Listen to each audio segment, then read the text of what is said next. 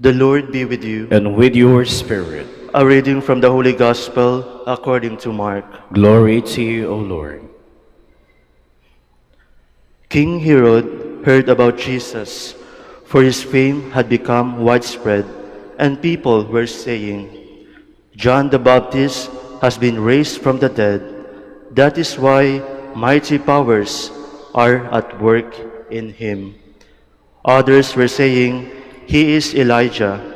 Still others, "He is a prophet, like any of the prophets." But when Herod learned of it, he said, "It is John, whom I beheaded.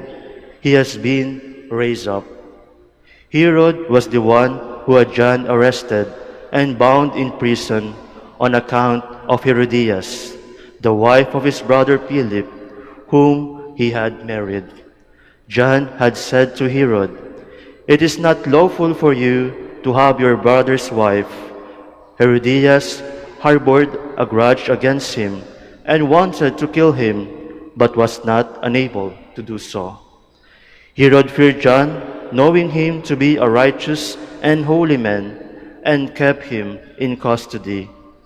When he heard him speak, he was very much perplexed, yet he liked to listen to him. Herodias had an opportunity one day when Herod, on his birthday, gave a banquet for his courtiers, his military officers, and the leading men of Galilee. His own daughter came in and performed a dance that delighted Herod and his guests. The king said to the girl, "Ask of me whatever you wish, and I will grant it to you." He even swore many things to her. "I will grant you whatever you ask of me, even to half of my kingdom." She went out and said to her mother, "What shall I ask for?" Her mother replied, "The head of John the Baptist." The girl hurried back to the king's presence and made her request, "I want you to give me at once, on a platter, the head of John the Baptist." The king was deeply distressed, but because of his oaths and the guests, he did not wish to break his word to her. So he promptly dispatched an executioner with orders to bring back his head. He went off and beheaded him in the prison. He brought in the head on a platter and gave it to the girl. The girl in turn gave it to her mother. When his disciples heard about it, they came and took his body and laid it in a tomb. The Gospel of the Lord. Praise to you, Lord Jesus Christ. Please be seated. Brothers and sisters, today's readings show us two kings, King David and King Herod, who chose very different paths. By looking at them, we are invited to reflect on our own choices in life. In the first reading, we hear David. God chose David not because he was perfect, but because his heart belonged to God. David's strength did not come from his own crown, his army, or his success. It came from his faith in the Lord. When David made mistakes, he didn't run away from God. He came back with humility, saying sorry, giving thanks, and praising God. His life teaches us that real greatness isn't about power or success. It's about choosing God again and again. In the Gospel, we see a very different king, King Herod. He knew what was right. He knew John the Baptist was a good and holy man, and he liked listening to him. But Herod did not dare to do the right thing.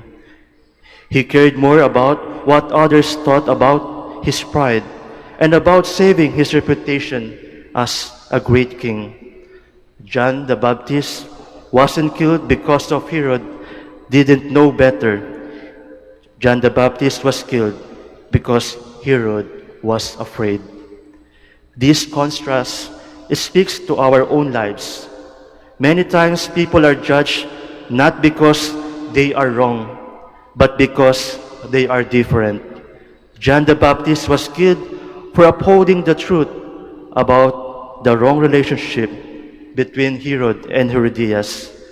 Same with our memorial today, as we celebrate the memorial of Saint Pedro Bautista, Saint Paul Miki, and his companions. They were martyred because they refused to give up Christ. They didn't follow the crowd. They chose faith over safety. The world is often fine with religion as long as it stays quiet and comfortable. But when faith challenges, speaks up, or asks for sacrifice, it becomes a problem for every Christian. So the gospel asks us a very personal question. Which path will you choose? Will be like King Herod, listening to God's word, but not letting it change us? Or will we be like David, John the Baptist, and the martyr Saint Paul Miki, living our faith with courage?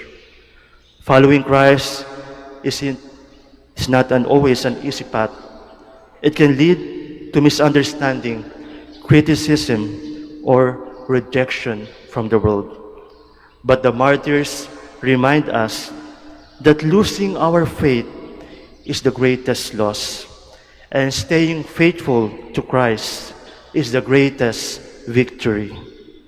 As we remember Saint Pedro Bautista, Saint Paul Miki, and his companions today, let us pray for the courage to choose Christ every day, even when it's hard. May we not just go along with the world, but walk the narrow path that leads to life. And may our lives quietly show that God alone is our King.